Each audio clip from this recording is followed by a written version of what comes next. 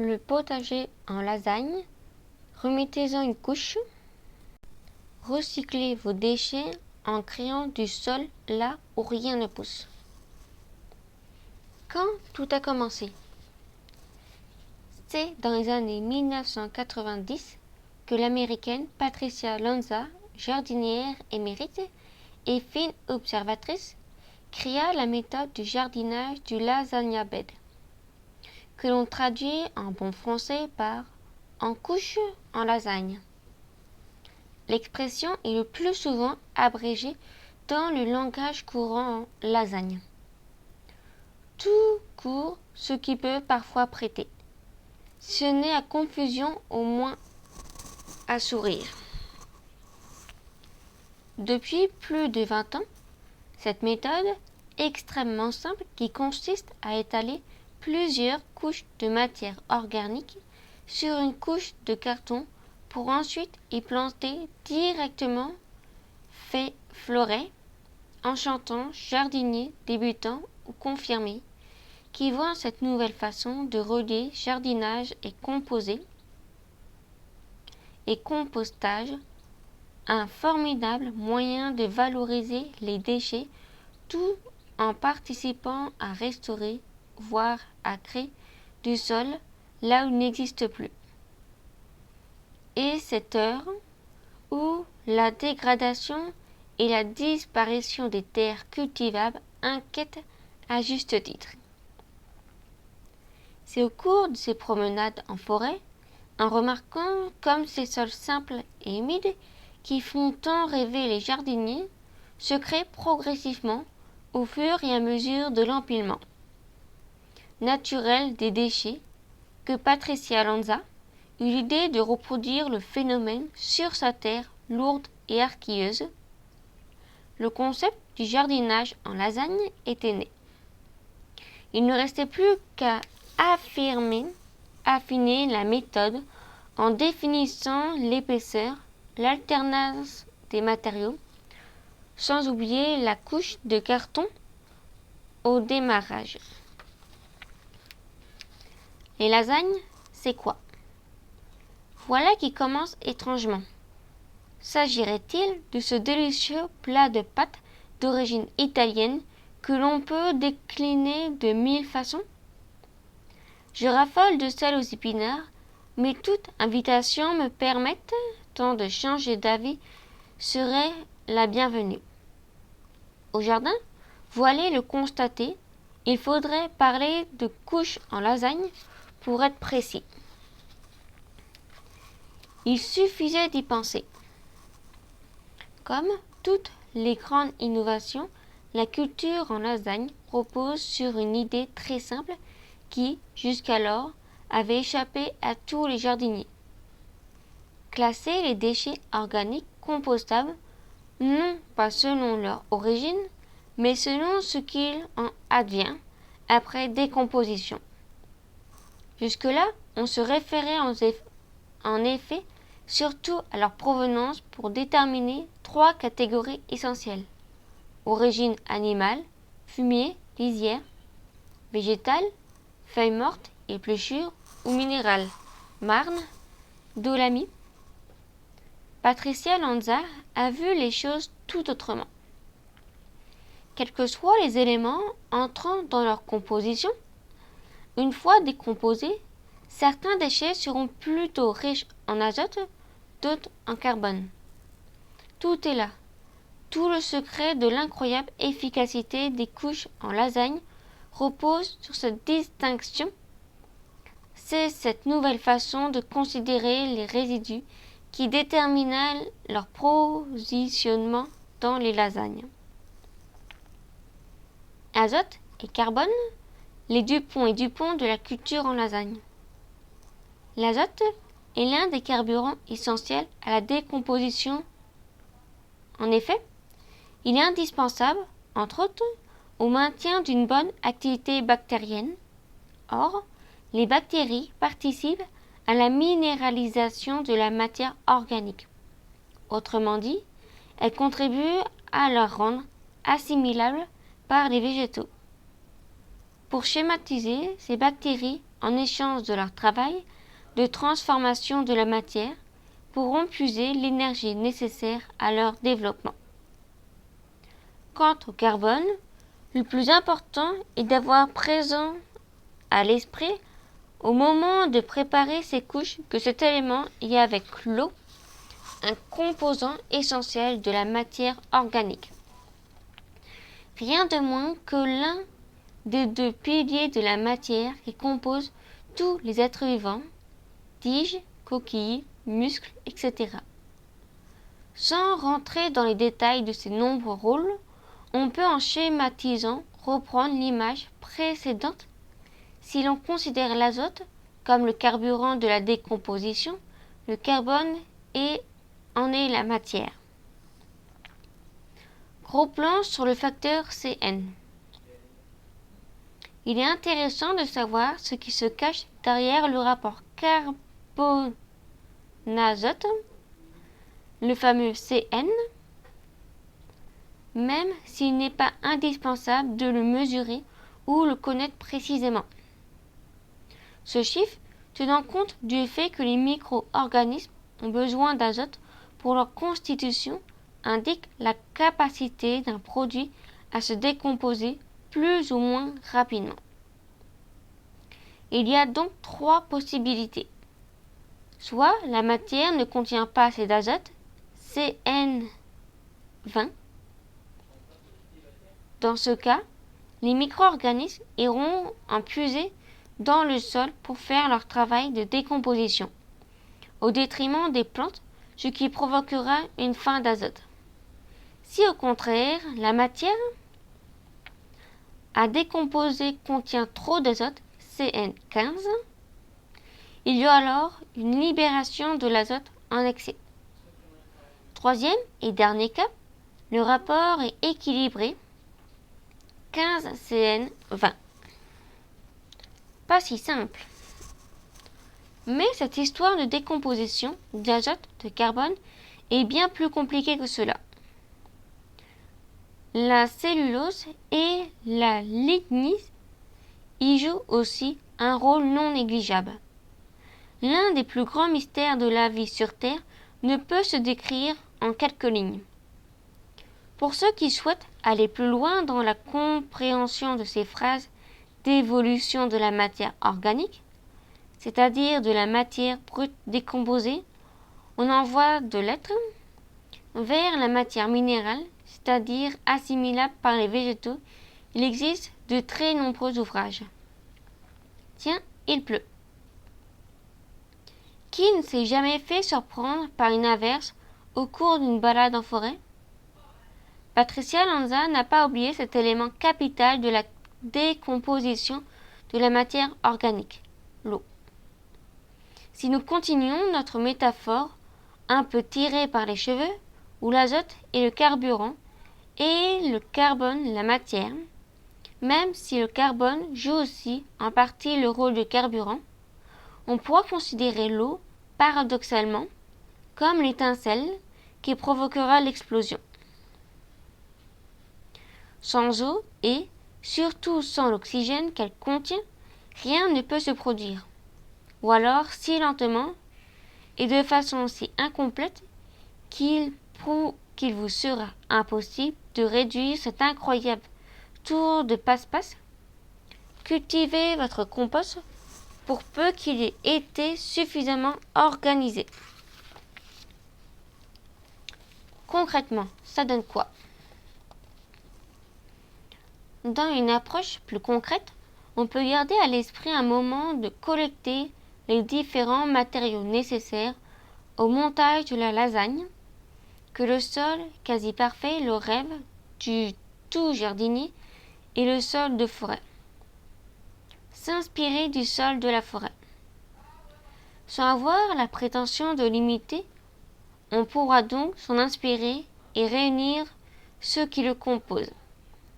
Des résidus végétaux riches en cellulose, comme les feuilles, des résidus végétaux riches en lignis, rameaux, etc., des déjections animales de tout type, des cadavres d'animaux. Il est bien évidemment déconseillé de les intégrer bruts dans un lasagne. On pourra incorporer quelques poignées de sang séché, de cornes broyées, de farine de plume, mais ce n'est pas indispensable. Nous les oublions pas, même si elles ne sont pas présentes dans un sol de forêt, des coquilles d'œufs. Diversification à tout prix.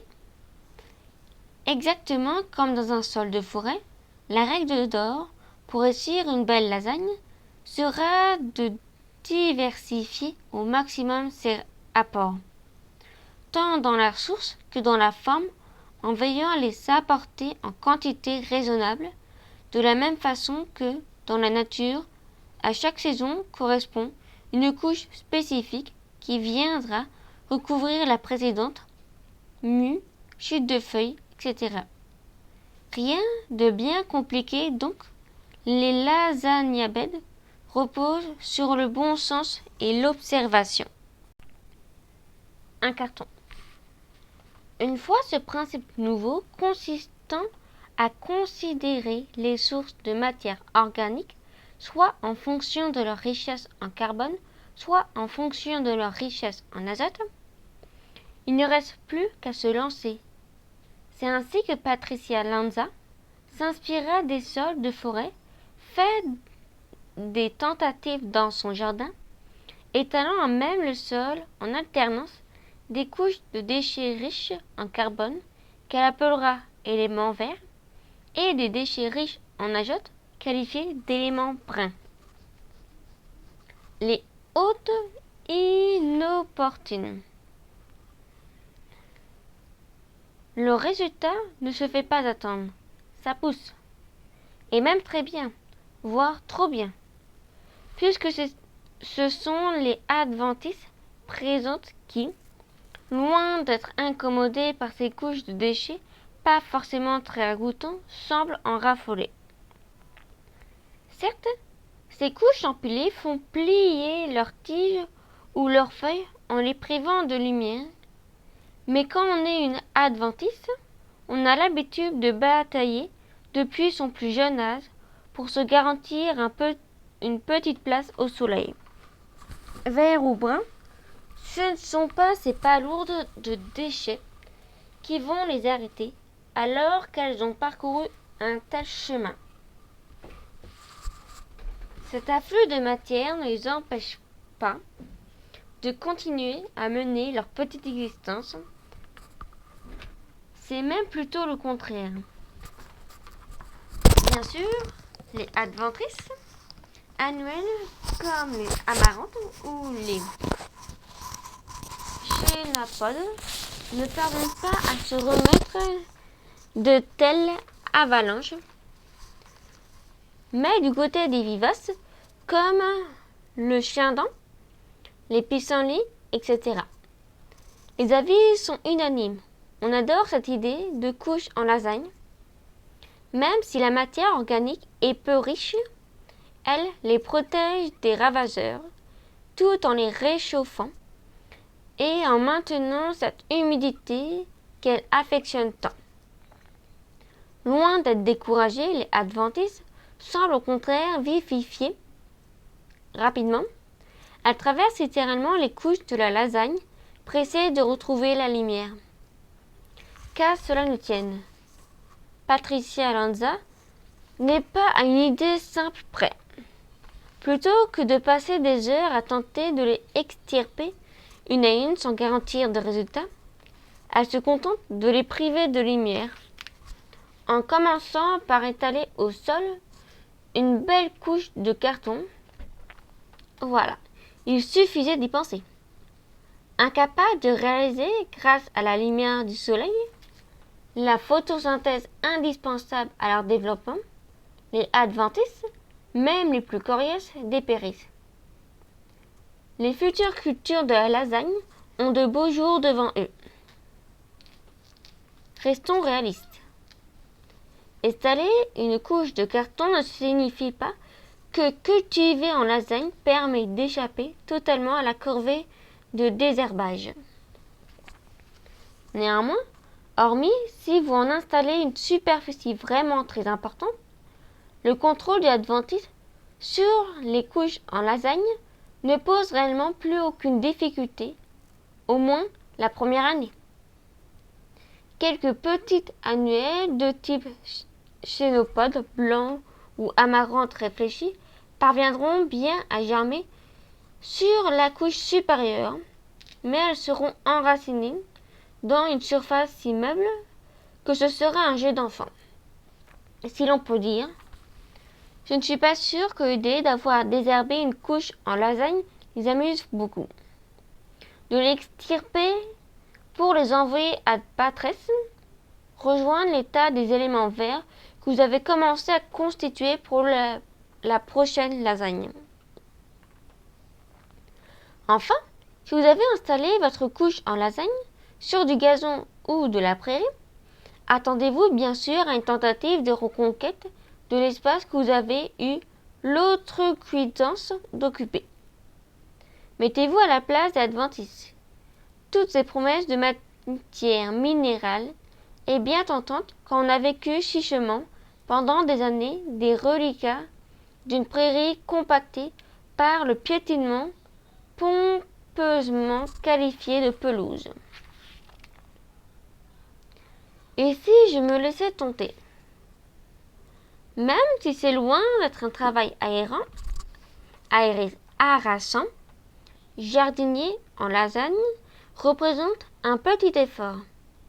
Si ce type de culture rentre dans le cadre du courant de culture sans travail du sol, ne vous laissez pas tromper par l'expérience sans travail du sol. Cela ne signifie pas sans travail du tout. Cela sous-entend que le travail est différent. Tellement de bonnes raisons. Cultiver sur des couches en lasagne bouleverse quelque peu nos habitudes de jardinier. Le semis ou la plantation ne change pas selon que l'on choisit de cultiver en planche classique, en butte ou en lasagne. Mais l'organisation de l'espace, l'appréhension globale de la terre et de sa préparation, le choix des cultures et jusqu'aux gestes d'entretien courant vont devoir changer.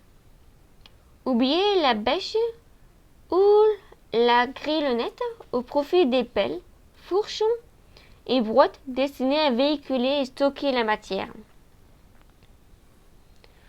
Soulagez ces poubelles et court-circuitez la déchetterie. Même si de nombreux déchets demandent un important travail de transformation que nous serions incapables individuellement de produire, avant de pouvoir les réinjecter dans le circuit, il existe une vaste catégorie de déchets dont on parle très peu et dont les pouvoirs publics semblent ne guère se soucier. Les déchets organiques. En schématisant tous ceux, et ils sont nombreux, que vous pouvez composter. Voici une bonne raison de faire des couches en lasagne. Être en mesure de recycler tous ces déchets organiques, voire ceux de ses voisins. Récolte garantie. Le tout premier avantage de la culture en lasagne, il s'agit du seul procédé qui vous garantit à 100% de récolter si vous avez suivi correctement le processus de montage. Tomates, pommes de terre, laitue ou haricots verts. Quelles que soient les cultures que vous installez, vous êtes certain, même en cas d'invasion de limaces ou de mildiou foudroyant, de récolter au moins de la terre. À l'heure où les sols sont érodés par des mauvaises pratiques, quand ils ne sont pas purement et simplement recouverts de balates, de bitume ou autre béton, n'est-ce pas finalement le plus important, créer sa propre terre? Travailler sur l'origine de ces déchets. Faire une lasagne demande une importante quantité de matières d'origine diverses. La réunir pour la cultiver nous invite à nous poser la question de l'origine de la propreté de nos déchets. On pourrait bien sûr utiliser nos épluchures de légumes, même traitées. Qu'en faire d'autre? Néanmoins, les résultats seront plus sûrs et le travail probablement plus agréable. Si nous travaillons sur la source, ainsi le choix d'un mode de consommation plus vertueux orientera directement notre travail de jardinier. Devenir jardinier tout-terrain. Cette caractéristique qui a valu au jardinage en lasagne le succès qu'il connaît de la terre matraquée par des travaux de terrassement à la surface artificialisée d'une cour d'école, en passant par un toit-terrasse ou un potager classique, rien ne résiste à cette méthode sans complexe qui permet de passer absolument partout. Améliorer, restaurer ou créer de la terre, tout est possible avec les lasagna beds. Laissez parler son imagination. Bien qu'il s'agisse de déchets, ceux-ci étant correctement ordonnés, voire disposés dans des contenants que vous pourrez adapter à l'esprit de votre jardin, les couches en lasagne vous permettront de créer de nouveaux petits espaces, d'initier des cheminements ou de marquer des points forts. Bacs, tressages, murets en pierre, sèches ou objets détournés. Laissez parler votre imagination. À partir du moment où il n'y a pas de rétention d'eau complète, pensez à laisser ou à créer quelques trous de drainage, même s'il n'est absolument pas obligatoire de prévoir des retenues. Tout est permis pour monter une lasagne. Un jardin en mouvement. Même si un peu de temps et surtout d'anticipation sont nécessaires pour collecter la matière, ces couches sont techniquement faciles à réaliser, peu onéreuses et plutôt rapides à mettre en œuvre pour un résultat spectaculaire. Elles se transforment en quelques semaines seulement en un substrat riche et léger que l'on aura plaisir à récupérer pour rempoter ou employer comme amendement. Cela devient presque un jeu d'en remonter les saisons suivantes. Ce peut être l'occasion de changer l'emplacement, de faire bouger votre jardin au sens propre. L'effet paloride. De tels propos de la part d'un jardinier peuvent sembler étranges. Pourtant, force est de le reconnaître, les couches en lasagne ont un effet quasi instantané, à condition d'avoir prévu le stock de matériaux nécessaires. Monter une lasagne est l'une des expériences les plus spectaculaires que vous pourrez faire. Avec des enfants, par exemple, avec cette technique, on peut parfaitement imaginer arriver le matin dans une cour d'école classique dont le sol, intégralement recouvert, est a priori peu propice au jardinage, et reparti dans l'après-midi, après avoir réalisé une petite plate-bande et avoir planté laitue, tomates, fleurs. Choisir son échelle. Si vous disposez de matière en quantité et de la place suffisante, il n'y a pas de limite de taille pour faire une lasagne. Mais le cas inverse est le plus fréquent, car le mode de vie urbain entraîne plutôt une diminution qu'une augmentation de la taille des jardins. Alors faites-vous plaisir. Une mini lasagne dans une bouteille d'eau coupée au milieu et percée de trous de drainage pour y planter ne serait-ce qu'une laitue, et à la fois esthétique, pédagogique et on ne peut plus économe en place. Faites votre lasagne sur mesure en considérant qu'un seul mètre carré vous permettra de vous régaler tout en fabriquant en sens propre de la terre. Une butte avant toute chose. Remise à l'honneur, entre autres par la vogue de la permaculture, la culture se bute. qu'elles soient pérennes ou annuelles, faites de nouveaux émules. Cette méthode est de tout temps était très employée en agriculture. La terra preta, précolombienne, en témoigne encore.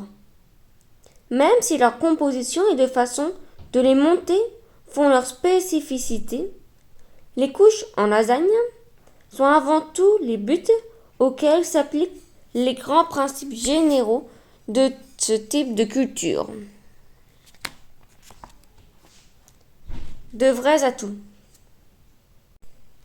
Exaucer du sol, ce n'est pas une mais 5 phases que les couches en lasagne exposent aux rayons du soleil. Ces derniers portent même en diagonale sur les 4 côtés latéraux. Logiquement, le réchauffement est donc largement accéléré et le phénomène s'amplifie même avec la décomposition des matériaux qui entraîne toujours un dégagement de chaleur. Et ce point est loin d'être anecdotique. À l'échelle d'une saison potagère, ces 3 ou 4 degrés supplémentaires font une vraie différence et permettent sur l'année de gagner plusieurs précieuses semaines de culture. 75% environ des sols français ont une forte proportion d'argile. Si ce composant garantit la fertilité des sols, il est souvent un peu compliqué à gérer pour nos exigences potagères. Sa structure en feuillette le rendant très sensible en tassement. Les soucis de drainage, voire de rétention d'eau, pouvant mener jusqu'à l'hydromorphie, sont fréquentes dans ce type de sol. À l'inverse, une structure aérée et éhaussée par rapport au sol garantit un drainage optimal. Les jardiniers cultivant en blâme classique savent combien en présence d'un sol abîmé, il est difficile de reconquérir une bonne profondeur de sol indispensable à une implantation racinaire de qualité. C'est le cas en particulier pour des sols dégradés par de mauvaises pratiques devenues de véritables semelles. En raison des passages répétés de motobineuses, il peut s'agir aussi de dégradation profonde de la structure suite à des travaux de terrassement. Même si elle se tasse en cours de culture, on peut perdre jusqu'aux 2/3 de sa hauteur. Une couche en lasagne garantit un sol suffisamment meuble et profond pour l'essentiel des plantes potagères. L'ennemi numéro 1 des plantes potagères est le terrassement des sols. Même en surface, à cet égard, la couche en lasagne bénéficie d'un avantage considérable sur les traditionnelles plates-bandes. L'exhaussement le rend clairement visible et il faut une mauvaise intention caractérisée ou une large vraiment excessive pour exprimer qu'elle soit piétinée. Cet aspect est très loin d'être un détail, particulièrement dans les jardins à visée pédagogique ou partagés avec des enfants que leur impulsivité incite parfois à des traversées intempestives des surfaces cultivées. Aux avantages de la culture en couche en lasagne, que sont le réchauffement, le séchage, la profondeur du sol et l'accès facilité des parties cultivées, ajoutons celui qui fera la synthèse de tous les précédents. Une répartition et une organisation du travail au potager. Incroyablement simplifié. Dans un potager classique, cultivé en planche, les périodes pour intervenir dans de bonnes conditions sont assez courtes. Il suffit d'un vendredi pluvieux pour que le week-end que vous vous êtes promis de passer au potager soit remis en cause. À condition d'avoir un peu soigné vos accès, les lasagnes vous permettent non pas de travailler sous la pluie, ne faudrait tout de même pas exagérer, mais presque immédiatement après. À l'impossible, nul n'est tenu. Bonne nouvelle, la perfection n'est pas de ce monde. Il ne manquerait plus que ça. Certes, les couches en lasagne sont des buttes généreuses, faciles à faire et à cultiver. Vertueuses puisque réalisées à partir des déchets autoproduits ou faciles à se procurer localement, mais il fallait bien non pas que quelques ombres au tableau, mais quelques limites qu'il est précieux de connaître pour éviter toute déception. Imaginez-vous un instant subitement transformé en mulot. Ça va encore, ou, plus difficile, en limace. Quel bonheur ces couches en lasagne, avec toutes ces bonnes légumes, cette fraîcheur constamment maintenue, ces empilements délicieux, meubles, si faciles à creuser, et ces merveilleux paillages qui permettent de se dissimuler si vite aux yeux des prédateurs. Bref, vous l'avez compris. Il arrive parfois que les couches en lasagne, après quelques saisons, se transforment en véritable repère à ravageurs. Un démontage s'imposera alors. Surface restreinte. Une couche en lasagne est par définition une surface restreinte. On imagine aisément que même s'il est possible de cultiver l'intégralité d'un potager, en raison d'un moyen estimé à 100 mètres carrés par personne en suivant la méthode des couches en lasagne, ce n'est plus une brouette qu'il faudrait pour apporter la matière nécessaire, mais une semi-remorque. Un espace compté pour demandera donc, pour ne pas en perdre une miette, de bien choisir les espèces que vous souhaitez cultiver en fonction de leurs exigences, de vos goûts, du temps d'occupation du sol pour une bonne succession de plantes, etc. L'importance de l'eau. Pour bien réussir des couches en lasagne, il faut réaliser que, en plus d'alimenter les plantes, l'eau joue un véritable rôle de détonateur en lançant l'explosion magique qui fait se transformer toute la matière brute en substrat léger, riche et poussant. S'écoulant facilement à l'intérieur de la couche, littéralement absorbé par tous les matériaux, séchant rapidement, puisque surélevé, donc plus soumis aux effets des rayons du soleil et du vent. L'eau est la vraie contrainte de la culture en lasagne. Maintenir les arrosages suffisamment implique deux contraintes. Disposer de la ressource d'une part, avoir le temps et la disponibilité nécessaires d'autre part, particulièrement l'été. Enfin, on ne peut pas affirmer que tout est cultivable sur une couche en lasagne. Pour commencer, il est toujours plus simple d'y installer des plantes que de semer directement, même si le semis direct de radis, navets et autres raquettes ne pose pas de difficultés particulières. Prudence aussi avec quelques racines pivotantes qui n'apprécient pas du tout la matière organique fraîche. Panais, carottes, betteraves, crapaudines, salsifis, scorsonères ne développent en généralement pas une belle racine charnue et appétissante, mais un réseau emmêlé de racines maigrelottes qui certes parviennent à ancrer et à nourrir les plantes, mais nous laissent sur notre faim. De même, anticipez la réduction de volume de votre butte au fur et à mesure de son évolution. Préférez la première année installer des plantes annuelles ou bicentennaires et attendez que les substrates soient stables la deuxième année pour planter des vivaces. Pas d'arrosage sans paillage. Autres ces quelques restrictions faciles à intégrer quant aux deux types de légumes et celles imposées par une surface restreinte, il ne faut pas oublier de pailler à chaque arrosage. Petit rappel.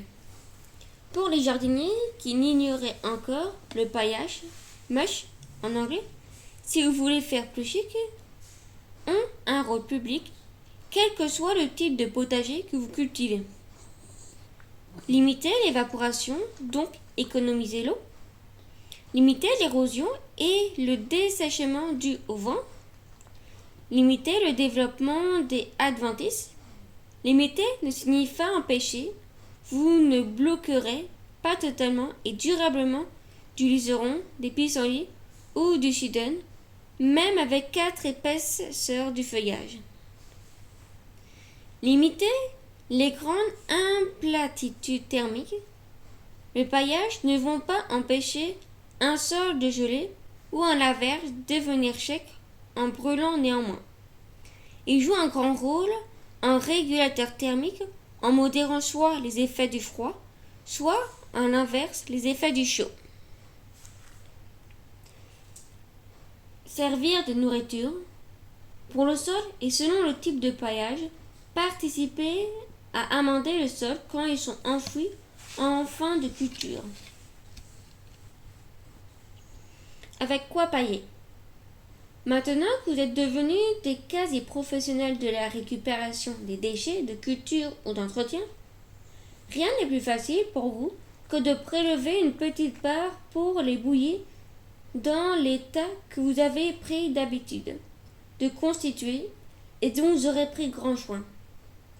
En fonction de vos stocks, de la facilité avec laquelle vous pouvez vous les procurer et de vos préférences, vous pourrez utiliser des déchets de toute tonte, des pailles, des céréales, des causes, de la laine de mouton, du BRF. Quand et que pailler? N'imaginez pas que pailler soit une lubie récente, surgie de l'imagination fertile de quelques originaux. La technique existait en 1883.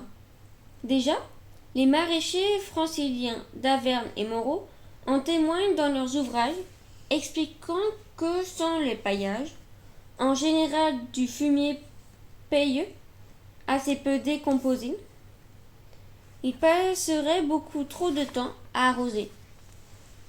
On peut absolument tout pailler. Dans les couches en lasagne, on veillera particulièrement à bien pailler les semis, respectant ainsi à la lettre les précieux conseils des Monsieur Taverne et Moreau. On n'est pas théoriquement qu'un sol chaud. En effet, encore étalés sur le sol en mars-avril, avec les paillis bloquent les rayons solaires et maintiennent le sol plus froid que s'il s'était exposé au soleil. La règle veut donc que l'on paille un sol propre, autrement dit fraîchement biné et sarclé et chaud. Dans des terres argileuses, par exemple, plus lentes à se réchauffer, on ne commence pas à pailler avant fin juin, en général, tandis que dans les terres sableuses, les opérations de couverture du sol sont déjà largement entamées. Rapides et réchauffées, les couches en lasagne sont à considérer comme des terres sableuses. On paille donc trop tôt. Semer et planter en lasagne, le protocole. Une fois votre couche de terreau ou de compost étalée, il ne reste plus qu'à semer ou planter. La méthode ne diffère guère de ce qui se pratique classiquement. Le semis. Nivelez bien la surface au râteau. Ouvrez un sillon en vous servant de la pointe de la sarfouette ou, plus simplement, du doigt. Semez en ligne ou en pocket en fonction de l'espèce. Fermez le sillon, n'hésitez pas à ajouter un peu de terreau si vous avez l'impression d'avoir été trop chiche. Plombez fermement avec le râteau une batte. C'est très important sur une surface aussi meuble que les couches en lasagne. Arrosez copieusement en pluie jusqu'à ce que la surface soit saturée et n'absorbe plus d'eau. Opération capitale pour éviter un dessèchement qui serait quasiment immédiate. Couvrez le semis jusqu'à la levée avec une fine couche de déchets de tonte, un voile d'hivernal, un filet anti-insectes. Soyez très attentif au séchage de surface. Surveillez régulièrement et arrosez généreusement en cas de doute. À la différence d'un sol classique, une lasagne n'est jamais trop arrosée. La plantation. 1. Plantez de préférence par temps couvert, toujours en fin de journée en été, pour que les plantes aient au moins une nuit au frais avant d'avoir à faire face aux rayons du soleil.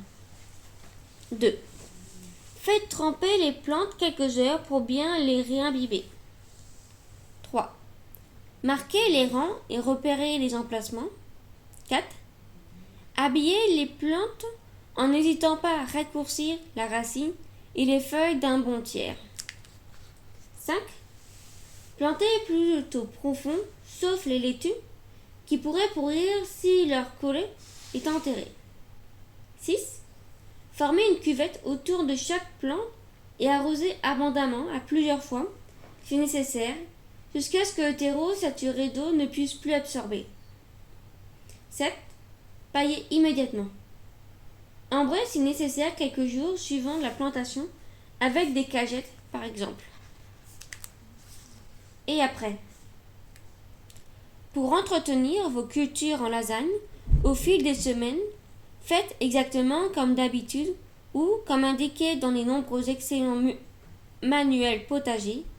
Veuillez seulement à bien maintenir votre butte fraîche en ne lésinant pas sur le paillage, c'est tout.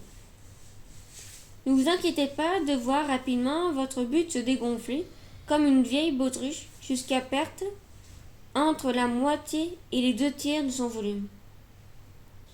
Ne la dérangez surtout pas. Ne connaissant ni repos ni congé, la couche en lasagne travaille. La matière évolue sans cesse et, aussi étonnant que cela puisse paraître, cette perte de volume ne semble absolument pas déranger ses occupants. Une fois vos premières cultures achevées, à vous de choisir la suite. Les options possibles. Encore. Vous êtes comme un enfant, pas de panique, c'est une infection courante chez les jardiniers. Ils n'avaient qu'une hâte, recommencer. Vous récupérez alors le substrat obtenu qui servira au minimum à constituer la dernière couche de la nouvelle butte en lasagne, mais sans avoir acheté du terreau, et c'est reparti. La couche en lasagne migratoire. Si votre objectif était de restaurer un sol abîmé, passez vigoureusement à la gralinette l'emplacement de l'enseigne lasagne, puis achevez d'incorporer la matière restant à la griffe. Vous avez maintenant un emplacement qui, sans être devenu comme par magie de la terre à asperges, permettra de cultiver avec un espoir raisonnable de belles récoltes. Il ne vous reste plus qu'à aller porter la bonne parole un peu plus loin. La couche en lasagne, ça ne mange pas de pain. Vous passez à autre chose. Cette expérience vous a beaucoup plu, mais votre vraie passion finalement, c'est la collection de timbres. Il ne nous reste donc plus qu'à vous remercier d'avoir à la fois participé à la création ou la restauration d'un sol en n'utilisant que des déchets et à vous souhaiter une belle réussite dans votre première passion. Avant de ressortir votre album, vous pourrez offrir le substrat obtenu à vos voisins, l'étaler dans un massif, l'utiliser pour remporter vos pentes vertes, etc. Une bande de gros tas. On ne rappellera jamais assez. Le montage d'une couche en lasagne est une affaire de tas vert ou brun. Bienvenue alors dans cet univers où, une fois n'est pas coutume, les déchets sont à l'honneur. Prudence et circonspection. Presque uniquement composée de déchets organiques, la couche en lasagne est vertueuse. Néanmoins, exactement comme pour faire son compost ou pailler, utiliser les déchets implique d'en connaître la provenance. Trouver des déchets propres. il est hélas de plus en plus compliqué de trouver ce qu'il est paradoxalement convenu appeler des déchets propres. Les exemples ne manquent pas où la question de les employer dans son jardin se pose. Récupérer des épluchures issues de cuisine collective, par exemple, nécessite de savoir si ces légumes ont été abondamment traités comme il est souvent de coutume. L'origine des fumiers animaux pose également souvent problème. Il est bien sûr proscrit d'utiliser ceux des élevages hors sol, véritables concentrés pharmaceutiques. N'allons pas imaginer non plus que le petit poney club ou haras local soit forcément plus vertueux. Les antibiotiques et vaccins à répétition y sont monnaie courante. Vous constaterez aussi que les éleveurs bio rechignent souvent à distribuer du fumier. Les raisons sont extrêmement simples. Déjà largement absorbés par leurs tâches quotidiennes, les éleveurs ne sont pas organisés pour distribuer au compte-gouttes cette matière que vous convoitez tant.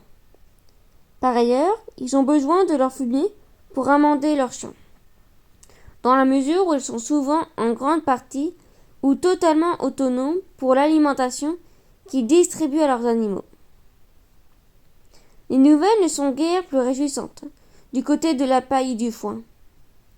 La seconde peut avoir reçu des quantités non négligeables d'engrais, tandis que le premier est parfois subi des traitements fongicides ou, même si la législation est censée l'encadrer, des hormones nanifantes. De plus, le foin issu de la coupe d'herbe des prairies de paille, autrement dit la tige des céréales, après moisson des épis, sont précieux pour bien des agriculteurs bio, qui peuvent se montrer réticents à en céder même moyennant rétribution. Petit dico des matériaux. Avant d'aller plus loin dans la réalisation, un petit récapitulatif s'impose de ces matériaux verts ou bruns que vous pourrez utiliser en fonction de vos facilités d'approvisionnement ou de vos régions. Les matériaux bruns. Ce sont ces déchets essentiellement riches en carbone qui seront les mieux en mesure d'offrir le gîte et le couvert aux organismes décomposeurs de litière, mais qui permettront aussi de maintenir votre lasagne suffisamment aérée pour que l'air et l'eau puissent continuer d'y circuler aisément. BRF. Le bois raméal fragmenté. À ne pas confondre avec les plaquettes de bois. Et, selon la définition d'Aleal Asselineau et Gilles Domenech, le résultat du broyage frais de raméaux et petites branches vertes d'un diamètre environ à 7 cm avec ou sans feuilles. Les branches sont issues d'essences d'arbres feuillus. Compost mûr. Parfait pour faire la dernière couche, même s'il contient quelques graines de sauvageon. Feuilles mortes. Un mets de choix. Les feuilles mortes, en bonne voie de décomposition, sont l'un des éléments les plus favorables à l'émergence de la vie du sol. Foin. À disposer plutôt à la base de la lasagne pour limiter le risque de germination des graines d'adventice qu'il pourrait contenir. Il serait facile à se procurer si un agriculteur bio à côté de chez vous a un stock qui a pris l'eau. Fumier ancien. Riche, léger, il n'est pas toujours aisé à se procurer. Marque de fruits, pommes, prunes, raisins, etc. Profitez pleinement du plaisir d'avoir à proximité des producteurs de vin et de cidre par exemple. Paille de céréales. C'est l'un des matériaux bruns de base. N'hésitez pas à expliquer à un agriculteur que vous serez heureux de récupérer de vieilles bottes ayant pris la pluie et qu'il ne peut pas utiliser pour faire une litière propre. Cela dit, méfiez-vous même une petite botte carrée et très lourde une fois trempée sur et copeaux de bois. S'ils ne sont pas traités, ces matériaux sont intéressants, mais particulièrement secs. Veuillez à bien les inonder et ne dépassez pas 5 cm d'épaisseur par couche. Déchets de taille d'allagage et de taille de haie hivernale. Une fois broyés, les déchets de taille de haie offrent, en plus du carbone, une bonne quantité de cette précieuse lignine qui fait souvent tellement défaut au potager. Terreau. Pour des raisons d'économie, mais surtout pour limiter l'exploitation pas toujours raisonnable de la tourbe qui entre en partie dans leur composition, utilisez de préférence pour la dernière stade, sauf si vous le produisez vous-même. Les matériaux verts. Riches en azote et en eau, ils sont plus encore que les matériaux bruns. Riches en carbone, les fournisseurs d'énergie pour la fin de la longue chaîne des éléments achevant de faire évoluer la matière organique en matière minérale. Déchets de tonte. Enfin, une amorce de réponse à la question. Comment valoriser toute cette matière dont le coût de production énergétique est si élevé? À condition de l'avoir stocké convenablement, cette herbe coupée est une manne pour les lasagnes. Elle servira bien sûr pour les strates vertes, mais sera aussi idéale en paillage, à condition de ne pas excéder 5 cm d'épaisseur, pour éviter tout risque de fermentation. À noter également, les lombrics en sont fous. Déchets de fruits et de légumes. Vieille culture ou épluchure, si vous cherchez où vider votre seau de compost, voici un bel endroit tout trouvé. Rappelons au passage que la technique de lasagna bed n'est pas une science dure, mais ne serait pas montrée du doigt et encore moins battue si votre seau ne contient pas uniquement des matériaux verts et si un bouchon en liège ou des coquilles d'œufs par exemple se promènent dedans. À ce propos d'ailleurs, ne vous fiez pas à la couleur, le marc de café malgré sa teinte considérée comme un ingrédient vert. Petite taille de haie. On entend par petite taille celles qui sont faites en saison. Il s'agit de petites coupes de rafraîchissement effectuées sur le bois de l'année et qui comportent des feuilles. Fosses fraîches. Orties, consoudes, graminées, toutes ces plantes, dont de nombreuses sont recommandées pour le compost, quant à elles sont coupées en pleine végétation, du printemps à l'automne, puis étalées fraîches, sont bien sûr utilisables comme matière verte et bienvenues pour leur richesse naturelle en éléments variés. Les autres matériaux. Dans les lasagnes, comme ailleurs, il y en a toujours qui se font remarquer. Les plantes qui suivent demandent un traitement spécial pour donner toutes leurs mesures. Parmi les déchets verts, adventices et rhizomes, ou fort enracinement, il serait dommage de s'en priver. D'autant plus que ces adventices sont souvent, hélas, surreprésentés dans les jardins. On pourra les employer pour la strate verte à condition d'avoir laissé leur système racinaire sécher quelques jours au soleil. Soyez prudents, certaines, comme le chandon, sont particulièrement coriaces. Considérant que sitôt étalée, une couche serait copieusement arrosée, si la racine n'a pas suffisamment été exposée au soleil, elle est bien capable de repartir. La coquine. Algues. Essentiellement d'origine marine, les algues sont pour définition salées ou, s'il est un élément parfaitement incompatible avec la culture, c'est bien le sel. Néanmoins, il est intéressant de profiter de ces végétaux à la fois riches et faciles à étaler pour ceux qui ont la chance de bénéficier de cette manne. Après, vous êtes assuré que vous êtes autorisé par la loi à vous servir, toujours en quantité raisonnable bien sûr. Exposez-les quelques semaines aux intempéries, en évitant donc l'été de façon à ce qu'elles soient naturellement rincées. Trognons de choux. Attention, coriace.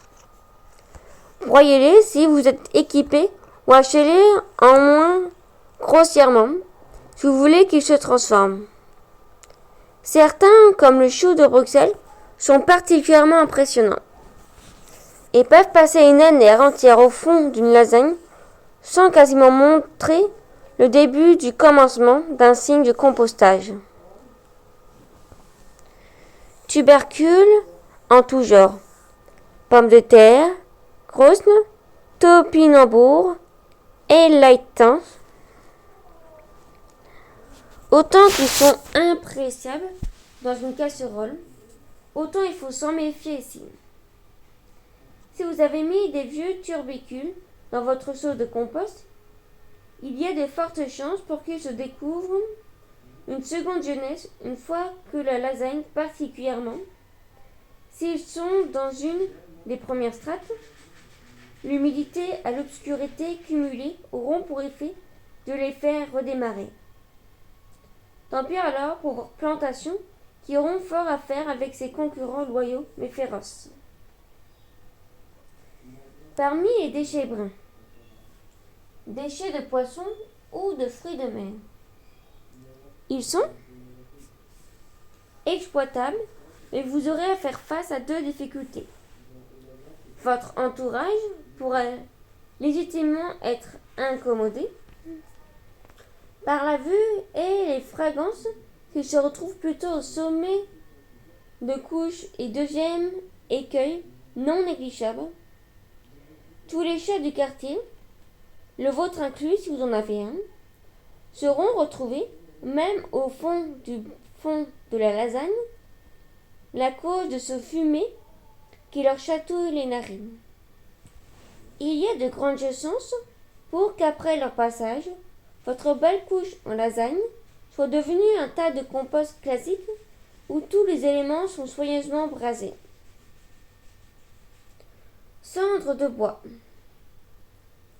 Riche en potasse, la cendre de bois est un amendement bienvenu au potager en règle générale. Toutefois, pour éviter tout excès de potasse, aussi problématique qu'une carence, soyez très mesuré. On recommande à ne pas dépasser l'équivalent d'une poignée par mètre carré. Papier journaux, s'il ne contient plus d'encre, fabriqué avec du métaux lourd méchamment polluant, on l'emploie malgré tout avec circonspection, après l'avoir déchiqueté pour éviter qu'il se composte, à proscrire impérativement, au contraire l'essentiel des magazines. Résineux. Rien n'est simple concernant le recyclage de cette catégorie bien particulière de végétaux. Considérant qu'il est interdit de brûler quelques déchets que ce soit dans son jardin, que faire de toutes ces tailles? Il y a malheureusement de fortes chances que vous soyez obligé de faire un tour à la déchetterie. En effet, que ce soit pour les mettre en compost, pour faire du BRF ou pour les intégrer dans une couche en lasagne, recommande de ne pas dépasser 30% des résineux pour éviter l'acidification de votre substrat. haches, déchets de viande et autres cadavres à faire disparaître. Il est bien sûr possible de les intégrer dans une couche en lasagne. Ils sont ces riches que vous trouverez dans le commerce des engrais réalisés à partir de farine animale. Néanmoins, chiens, chats et rongeurs risquent fort de s'inviter au festin, à moins que vous n'ayez pris la précaution de les broyer ou de les hacher menus au préalable. N'oublions pas la base, indispensable pour freiner la végétation en place, à la fois riche en lignine et en cellulose. Les cartons sont indispensables à la couche en lasagne. Cette matière, on ne peut plus naturelle à la base, est malheureusement trop souvent tentée ou cirée avec des produits polluants. N'utilisez pas de carton brut, facile à reconnaître à leur couleur marron. Pourtant des mentions écrites à l'encre noire ou sombre. De plus, prenez le temps de décoller toutes les étiquettes et les adhésifs collés dessus. Une opération qui peut se révéler un peu plus longue et pénible que prévu. Autoproduire l'État, c'est moi. Il est compliqué pour un jardinier amateur, en particulier en milieu urbain, d'être totalement autonome pour sa production de déchets verts et bruns. Néanmoins, à l'image de ce que préconisent les permaculteurs, l'objectif sera de limiter au maximum l'entrée de matière, tout en s'efforçant que rien ne sorte. Cela demande de porter ses efforts sur 3 plans. Avoir un peu de matériel pour transformer les déchets qui le demandent, disposer d'un espace de stockage et, surtout, accepter d'y consacrer du temps. Un peu de matériel. Rien de ce qui va suivre n'est obligatoire. On peut trouver le matériel prêt à l'emploi ou, plus simplement, accepter que le stockage soit un peu plus contraignant, le temps de transformation et la mise en œuvre un peu plus longue. Bac composteur. On privilégie bien sûr ce fait maison, si possible avec du bois de récupération non traité. Les palettes sont consignées par exemple, étant une source quasi inépuisable d'approvisionnement. Néanmoins, convenons qu'en ville, il n'est pas toujours assez aisé d'avoir les matériels et la place nécessaires à leur fabrication. Rabattez-vous alors sur ceux vendus dans le commerce ou fournis par la municipalité. Bilote. Ce bloc de bois est indispensable pour s'appuyer. Une serpe ou une hachette frappant sur le sol pour très rapidement perdre leur effet. Plier sur un support dur est quand même nettement plus simple. Broyeur. Il existe de très nombreux modèles, de toutes les tailles et à tous les prix. Néanmoins, signalons que de plus en plus de municipalités en mettent à disposition. Autre solution probablement plus raisonnable que l'achat, la location. Seule ou à plusieurs permet de disposer, pour un prix en général raisonnable, d'un matériel performant et en état. Matériel de coupe. Serpe, sécateur, force, cisaille, taille, aille, tronçonneuse, débroussailleuse, tondeuse. Ne les achetez pas uniquement dans le but de faire des lasagnes. Néanmoins, savoir qu'ils auront aussi cette fonction pourra influencer sur votre choix. Silo. Le futur point fort de votre potager, silo, est un grand mot désignant un espace extérieur consacré au stockage des déchets comportant plusieurs compartiments, chacun ayant une vocation particulière. matériaux verts, bruns, compost, etc. Il existe 1000 façons de construire un silo de stockage. Néanmoins, le plus simple et le plus économique consiste tout simplement à utiliser des palettes non consignées maintenues par des piquets solidement fichés dans le sol.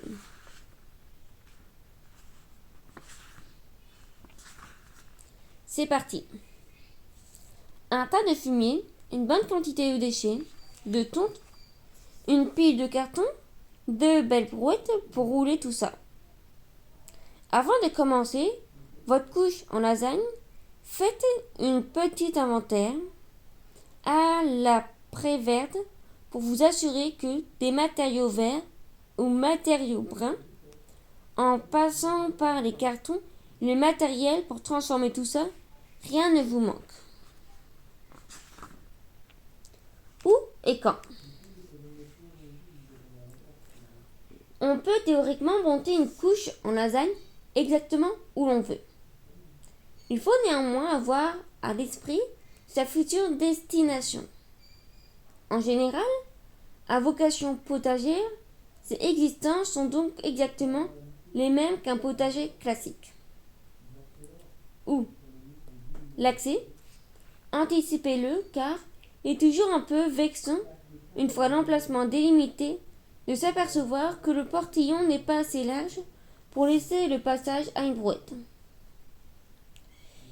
Pas plus que de se rendre compte que vos lasagnes sèchent assez vite pour vous permettre d'y travailler juste après une forte pluie, mais que vous vous enfoncez jusqu'aux chevilles dans le chemin qui y conduit. À portée de main. Même si ce n'est pas obligatoire, pensez à ce principe chez un permaculteur, le zonage. Demandant les interventions régulières, les plates-bandes potagères sont toujours prévues le plus près possible du lieu d'habitation. Le point d'eau. On sait, avant même de commencer, que la seule contrainte de ces méthodes sera de pouvoir arroser régulièrement, particulièrement en été. Installez la lasagne, si possible, à proximité d'un point d'eau, ou assurez-vous que vous pourrez en stocker aisément dans ces barrages. Soleil et lumière. Les plantes potagères sont dans leur très grande majorité des sélections de plein soleil. Une exposition plein sud est quasi obligatoire, avec une implantation en rang ou en silo. Si possible, orientée nord-sud pour que chaque plante bénéficie de la même quantité de luminosité, sans qu'une plante plus haute de type topinambour vienne leur faire de l'ombre. Assurez-vous également qu'un arbre, un bâtiment ou même un mur ne génère pas trop d'ombre. Gare au vent. Exaucée et plus séchante qu'un sol classique, ces plates-bandes sont particulièrement sensibles au vent. Choisissez une situation aussi protégée que possible des courants d'air. C'est presque tout. Voici pour les contraintes imposées. Il en existe une dernière, facultative cette fois. Quitte à monter une couche en lasagne, faites-le avec une arrière-pensée de réparation. Installez-la de préférence là où le sol est détérioré. Et quand? La réponse est assez simple. Même si on préconise de les monter de février à fin avril, faites-le quand vous voulez dès que vous êtes prêt et avez réuni la matière nécessaire. Il est possible,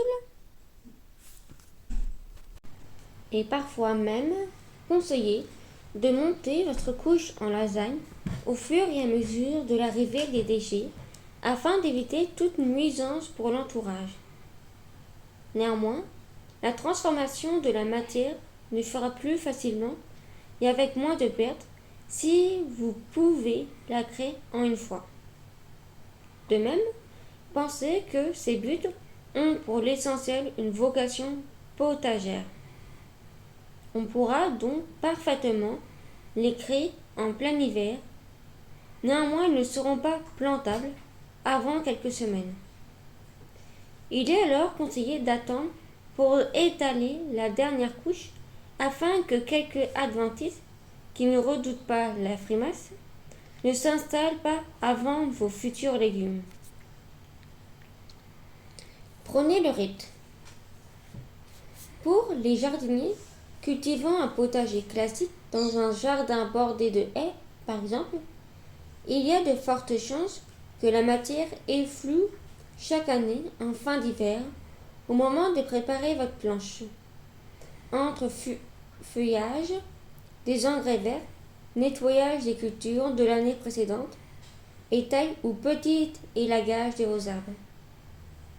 Vous pouvez donc prévoir de créer une couche en lasagne issue de ce grand ménage d'avant-printemps et y planter début mai de tomates, aubergines, poivrons et autres frileuses. Une couche en lasagne pas à pas. Louis Somme, votre décision est bien arrêtée. Vous vous lancez, voici une façon de procéder qui j'espère vous apportera autant de satisfaction qu'elle m'a apporté. Assurez-vous que vous disposez de suffisamment de matière. Je vous rappelle qu'il en faut réellement une grande quantité. Par exemple, comptez pour une lasagne de 1 m sur 70, une brouette débordante de matière verte, des jets de tonte, orties, consoude, etc. Une brouette de compost frais issu du tas sans que les déchets ménagers aient commencé à se décomposer, une botte de paille, 2 brouettes de fumier, un sac de terreau, une brouette de BRF. Après vous êtes assuré qu'il soit accessible, bien exposé, bien placé, etc. Commencez par délimiter grossièrement votre emplacement et faites place nette. Si la végétation dépasse 15 cm de haut, fauchez ou tondez en récupérant précieusement cette matière. Sa destination est toute trouvée. 1. Délimitez l'emplacement plus précisément. Inutile de prévoir des piquets ou autres salons. Il suffit d'étaler vos cartons. Pensez à bien les faire se chevaucher. S'il y a le moindre jour, vous pouvez être assuré qu'une adventice coriace va réussir à se faufiler. 2. Commencez par une couche brune. La plus épaisse, en règle générale, les couches brunes ont environ 10 cm d'épaisseur, les couches vertes de 5 à 8 cm, un matériau fin, cosse, palette ou PRF, qui se compacte facilement aura un effet éponge intéressant pour bien garder d'humidité. Détremper. 3. Ajoutez une couche verte. Installer des chiens de cuisine à ce niveau peut réfréner les ardeurs de chats ou même d'oiseaux qui se montreraient trop curieux. Détremper. 4. Ajoutez une couche brune en respectant bien la technique du mur d'enceinte.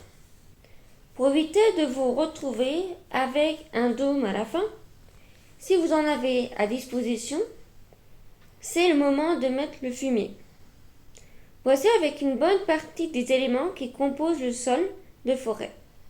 Déchets ligneux, déchets herbacés et déchets d'origine animale. Détrempés. Vous pourriez en rester là. Néanmoins, c'est un tel plaisir que je vous propose de continuer encore un peu avec ces déchets de tonte que vous allez vous faire un plaisir de faire disparaître. Méfiance. Ne profitez pas de votre couche en lasagne pour vous en débarrasser en masse Même si cela vous démange, restez raisonnable. Détremper. Terminez par la couche de terreau ou de compost bien décomposé. Semez ou plantez, détremper, paillée épaisse pour une plantation, plus finement pour un semis. Si par chance vous avez un stock de feuilles mortes pour pailler, vous continuez de vous approcher du sol de forêt. Néanmoins, paille de céréales broyées, déchets de tonte, etc. Tout est bon pour cette dernière couche. En général, je m'arrête là, mais vous pouvez continuer. Il n'y a pas d'autre limite que le risque d'effondrement de l'édifice. Le syndrome de la taupinière. Comme vous avez pu le constater, une fois réunie la matière montée en couche en lasagne, rien de bien compliqué. Il y a néanmoins un petit écueil. Le fameux syndrome de la taupinière. Cette affection courante, sans être grave et un peu ennuyeuse, puisqu'elle provoque une considération réduction de la surface cultivable de la couche en lasagne qui en est victime. Les signes sont toujours les mêmes. La première couche, bien étalée sur toute la surface cartonnée, ne présente aucun symptôme particulier. En revanche, dès la deuxième, on perçoit une réduction de la surface probablement due à la peur de voir de la matière commencer à glisser. La troisième a encore un peu perdu. On commence à voir une forme légèrement pyramidale. La quatrième couche, si on compare sa dimension à celle de la première, on s'aperçoit que la lasagne a perdu au moins 30% de sa superficie. Il est vrai qu'avec sa forme de pyramide tronquée, elle ne présente aucun risque d'effondrement. Néanmoins, il y a de quoi s'inquiéter. Encore 2 ou 3 couches, il faudra s'estimer heureux s'il reste encore suffisamment de place pour planter 1 ou 2 laitues au sommet. Il existe une méthode simple pour éviter cette affection, malheureusement banale. La technique du mur d'enceinte, parfois aussi appelée boudin ceinturant. Une fois que vous avez étalé et détrempé la première strate, commencez par la deuxième pour former une espèce de mur dans le même matériau que la lasagne, mesurant entre 5 à 10 cm de haut. Sur tout le périmètre de la première couche, en veillant à rester au maximum d'aplomb. Une fois la délimitation et l'épaisseur bien établies, il ne vous reste plus qu'à remplir et recommencer en formant systématiquement ce mur d'enceinte, qui même s'il n'empêche pas une légère réduction de surface, permet au moins d'éviter que votre couche en lasagne ne finisse par s'apparenter à un édifice étrange, hybride de taupinière et de termitière, mais en bien mieux. Des lasagnes à thème. Organiser des soirées à thème étant d'un convenu désespérément. Il est désormais nettement plus tendance dans la Queen Party et autres sauteries jardinières de convier à des festivités autour des couches en lasagne. À l'inverse, des soirées classiques où il faut tout remettre en ordre une fois vos invités rentrés chez eux. Dans le cas particulier des lasagnes à thème, ce sont eux qui vont vous aider à organiser vos déchets de façon esthétique. Ils repartiront même en vous laissant un joli jardin. Une lasagne pédagogique. Si tous les jardins sont par nature pédagogiques, les couches en lasagne avec quelques plantes potagères bien sélectionnées permettent de réaliser ce double tour de magie. Passer de la matière organique pure a de la matière minérale d'une part. Accomplir le cycle complet d'un végétal de la graine à la graine d'autre part. Pour monter une lasagne en vocation pédagogique, en famille ou avec les élèves d'une école privilégiée, des plantes à cycle rapide. Des plantes à cycle rapide. Espèces, cresson alénois, semis ou plantations, février à avril, récolte, avril à juin, récolte graines, juin à septembre. Les semis précoces permettent de récolter les graines avant les vacances. Espèces, fèves, semis et plantations, janvier-février, récolte juin, récolte graines, septembre. Observez les pucerons à l'arrivée probable de coccinelles. Espèces, laitue, semis ou plantation, mars-avril. Récolte, début et fin juin. Récolte graines, septembre. Méfiez-vous des limaces. Espèces, oignons, semis ou plantation, février-mars. Récolte, mai-juin. Récolte des graines, octobre. Plantez des bulbes et récoltez en verre avant maturité. Espèces, radis, semis ou plantation, février à avril. Récolte, avril à juin. Récolte graines, juin à septembre.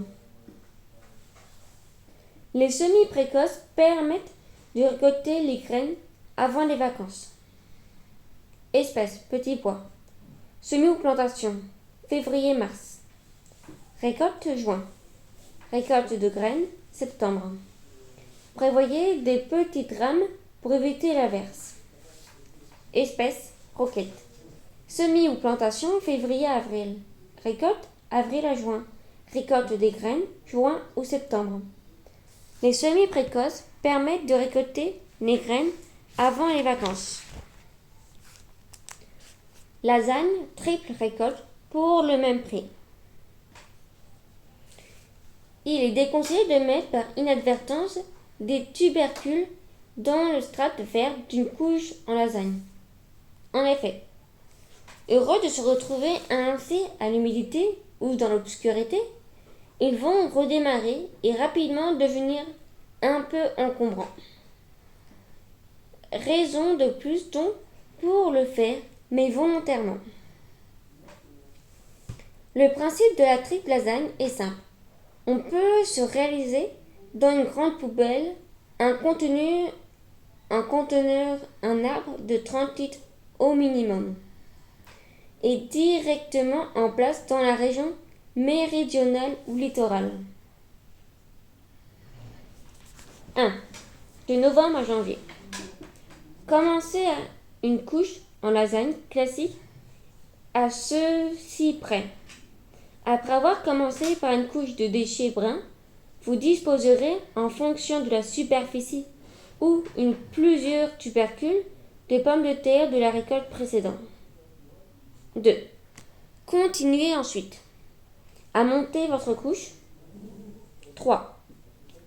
Fin février. Voir un peu plus tôt si vous avez une véranda ou une serre froide plantée au sommet, une ou plusieurs laitues type feuilles de chêne. Cette dernière va se développer relativement rapidement, suffisamment pour ne pas être dérangée par les pommes de terre qui entament leur croissance. 4. Rien de plus simple ensuite. Si tout va bien, sans limaces ni gelée brutale, coupez la laitue quand elle est prête. Elle peut même parfois vous offrir une repousse avant que vous ne récoltiez les pommes de terre en primeur, juste après leur floraison, ou à maturité quand leur feuillage aura fané. Vous avez ainsi accompli ce petit tour de magie. Récoltez à la fois 2 légumes différents, plus de la terre. Calendrier. Novembre à janvier. Montage de la couche et plantation des pommes de terre. Février à mars. Plantation de la laitue. Mai. Récolte des laitues. Juin. Début. Récolte des laitues. Fin juin. Récolte des pommes de terre primeurs. Juillet. Récolte des pommes de terre à maturité. Récolte du substrat. Lasagne ratatouille. Chauffante, traînante, assez simple à monter à la fin de l'hiver, au fur et à mesure du nettoyage du potager, les couches en lasagne sont parfaites particulièrement dans les régions aux étés un peu courts ou frais, pour produire des frileuses dont on raffole. Aubergines, poivrons, tomates et courgettes. Les stars de la ratatouille. Soyez prévoyants. Tout de même, ces belles estivantes, appréciez l'eau et le plein soleil. Assurez-vous d'avoir la ressource et le temps nécessaires. De même, si votre lasagne atteint à peine 1 m², n'entassez pas les plantes, elles détestent ça. Enfin, petit détail, qui a son importance. Les courgettes ont un cycle plus rapide que les aubergines, tomates et poivrons. Si vous les plantez tous les 4 en même temps, il y a de fortes chances pour que votre malheureux plant de courgettes, épuisé par son été, ne parvienne plus à vous offrir les fruits nécessaires quand les 3 autres seront en pleine forme. Pour ce type de schéma de plantation, semez la courgette directement en place au poquet de 3 graines à éclaircir de début à juin. Tableau. Tomates, superficie 70 cm², plantation mai, semis mai, récolte mi-août à mi-septembre. Aubergine 50 cm², plantation mai, semis mai, récolte mi-août à septembre. Poivron 50 cm², plantation mai, semis mai, récolte mi-août à mi-septembre.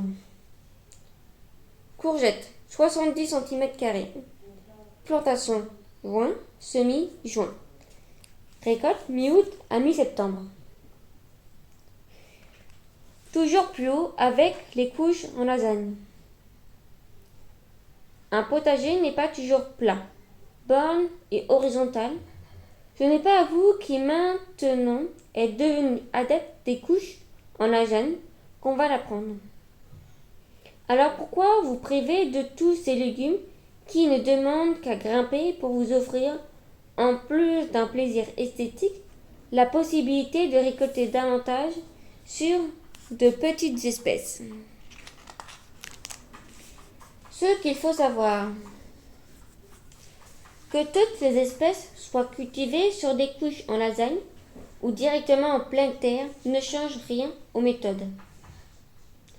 Date de semis et de récolte, ni aux soins à apporter.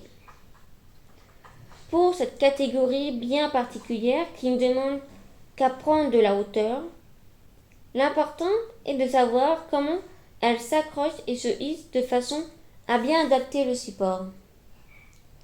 Pour l'essentiel, les grimpantes du potager sont soit volubiles, ils s'enroulent autour d'un support, soit munis de vrils comme lequel elles s'accrochent. Les premières auront donc besoin d'un tuteur de type perche, les secondes préféreront des supports en maille ou d'une section suffisamment fine pour pouvoir enrouler leurs vrils autour. Jeunes, rameaux de charme ou de noisetier, grillage, traînage à béton, etc. Comme le montre la liste, non exhaustive bien sûr, qui suit, le choix des espèces est vaste.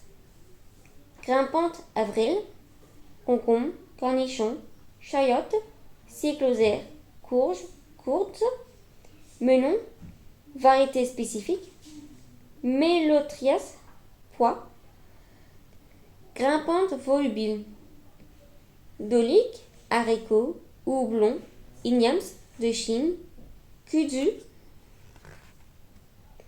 Comment faire les malins au potager?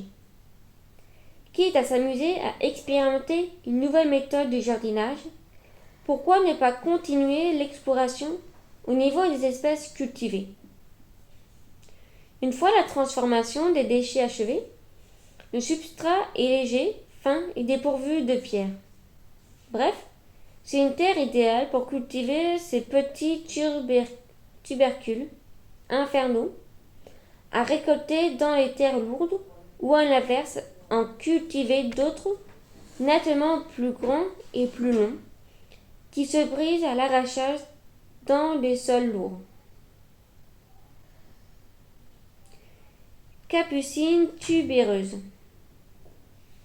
Considérée de nos jours par nombre de grands chefs comme l'un des tubercules les plus fins que l'on puisse cultiver dans nos jardins, facile à conserver, l'hiver, cette capucine fait progressivement son chemin de légumes cultivés pour le plaisir. Un petit luxe que les couches en lasagne seront ravis de nous offrir. Plantation, mai, récolte après les premières gelées, conservation, cave, comme les pommes de terre. En cuisine, s'ils sont piquants, consommés crus. Les tubercules prendront une saveur entre amandes et fenouil cuit. Quelques minutes à la vapeur. Un authentique régal. Crosses. Oui, les crosses sont franchement ridicules. Avec leur allure à mi-chemin entre la grosse larve répugnante et le bonhomme Michelin, oui, leur saveur n'est pas impressionnante.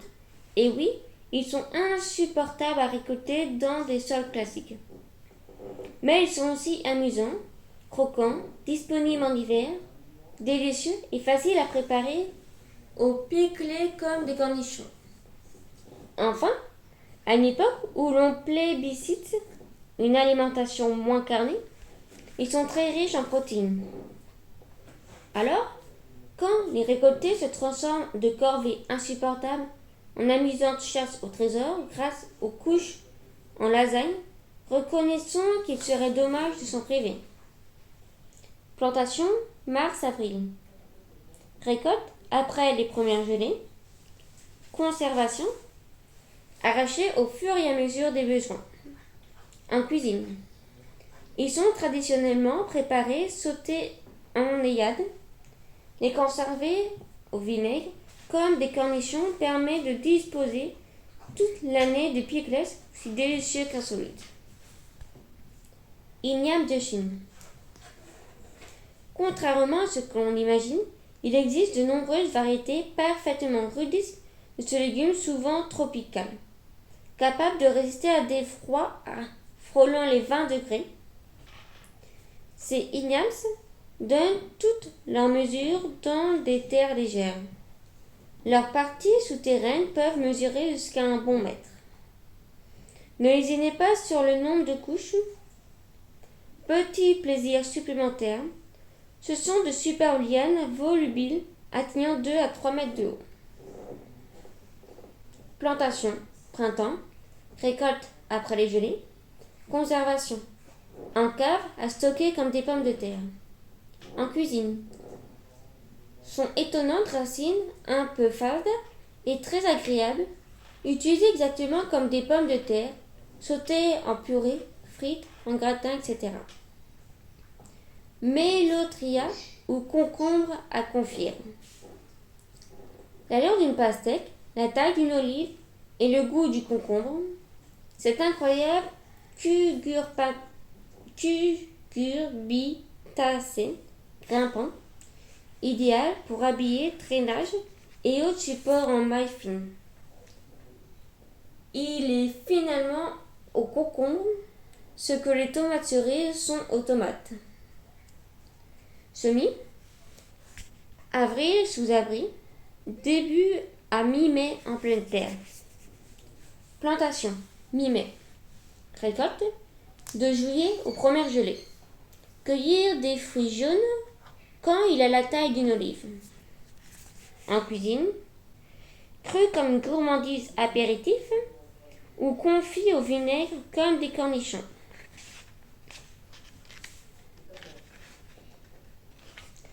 Au cas du Pérou. Ce tubercule, originaire du Pérou, comme les pommes de terre, n'arrive en France que dans la seconde moitié du XIXe siècle, est un peu injustement. Il ne séduit pas les expérimentateurs, sauf chez quelques rares passionnés. Il n'a jamais été cultivé jusqu'à nos jours et connaît enfin un véritable regain d'intérêt. Compliqué à récolter dans une terre classique, c'est un vrai bonheur de le faire dans une lasagne. Plantation au printemps, quand les gelées ne sont plus à craindre. Geste spécifique. Ramener de la matière autour des plantes pour les buter exactement comme des pommes de terre. Récolte après les premières gelées. Conservation en cave comme des pommes de terre. En cuisine, les tubercules se consomment comme des pommes de terre, cuits à la vapeur ou sautés, sans nécessité d'épluchage, heureusement, étant donné leur forme. Les feuilles acidulées, riches en acide oxalique, sont rafraîchissantes et peuvent orner des bouchées apéritives, se mêlant aux muscles, etc. La poire de terre cochée. On peut regretter qu'en son temps, cette superbe et généreuse astéracée n'ait pas su convaincre malgré son allure extraordinaire et des rendements appréciables. Parfaitement au rapport avec ses impressionnantes dimensions.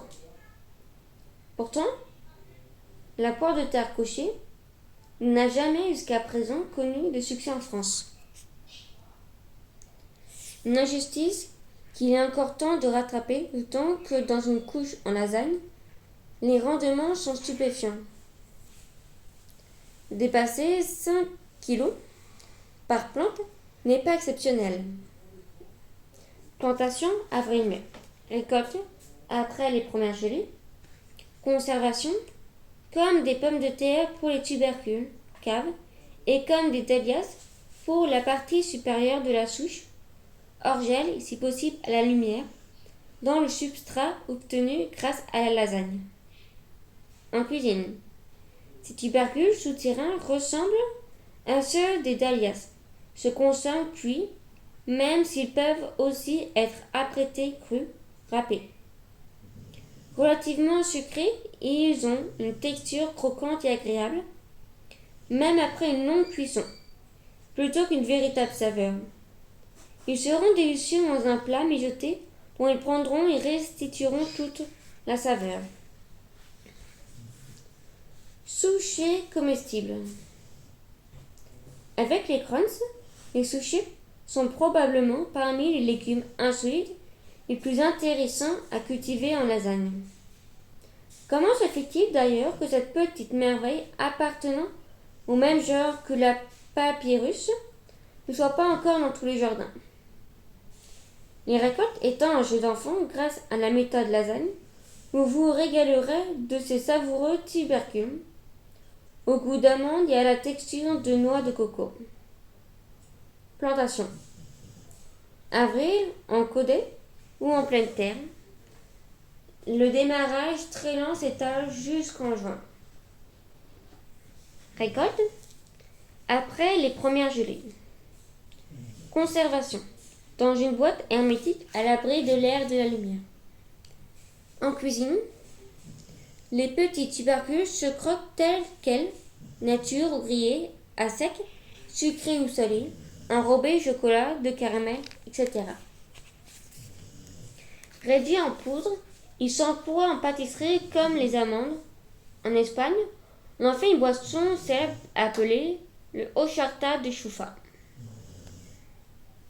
Topinambour et ailanthus. Il y a des légumes voués à un nom à propre sans que l'on sache exactement pourquoi. Même si parfois au cours de leur histoire, ils semblent reprendre du poil de la bête. Et se hisser vers le sommet ne cessera en général pour ces malheureux que l'occasion de retomber plus bas. Topinambour et ailanthus sont ces œufs-là.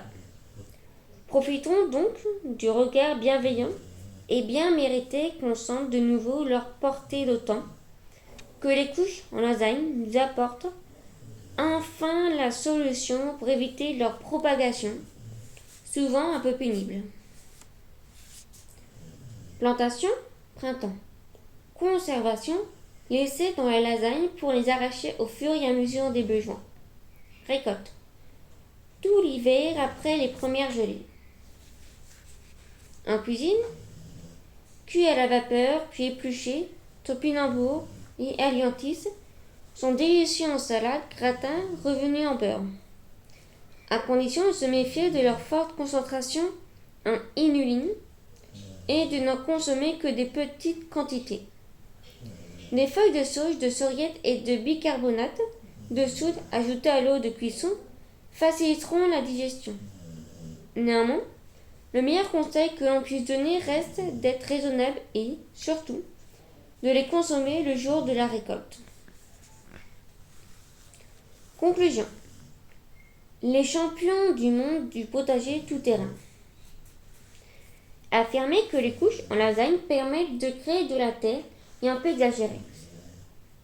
Pour qu'il s'agisse de terre en sens propre, il faudrait qu'elle comporte les particules minérales qui caractérisent le sol, argile, limon et sable. Mais ces couches permettent de créer un formidable substrat dont la qualité vaut bien la très grande majorité des terreaux et substrats que l'on trouve dans le commerce.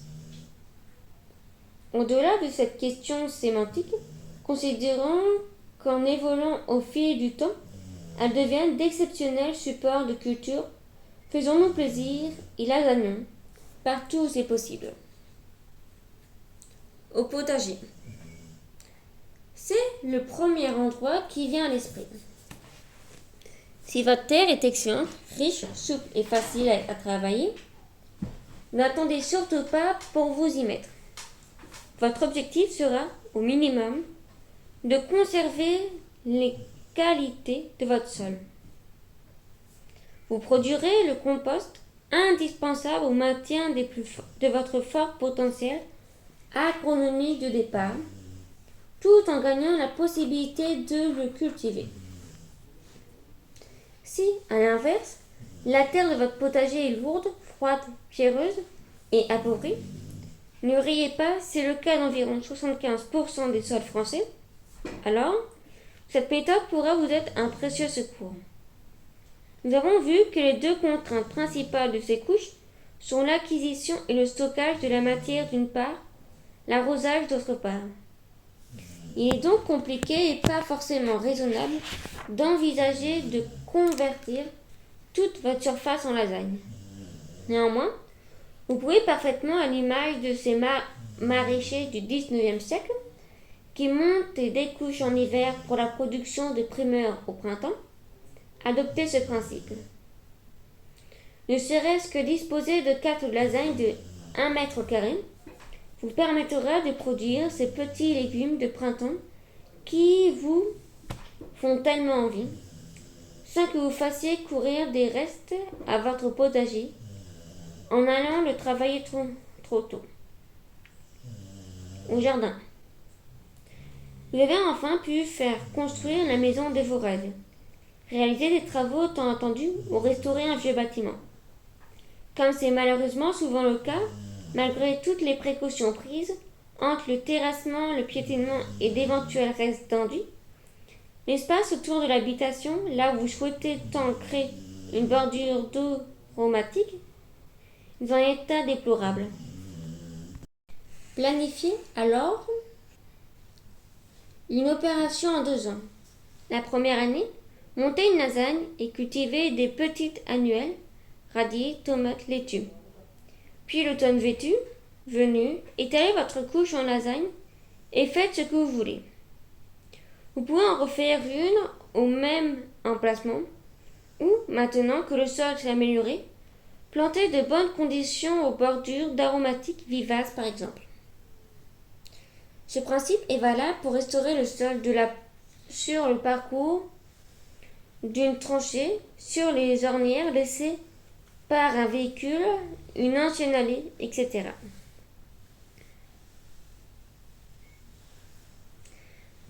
retenez-les.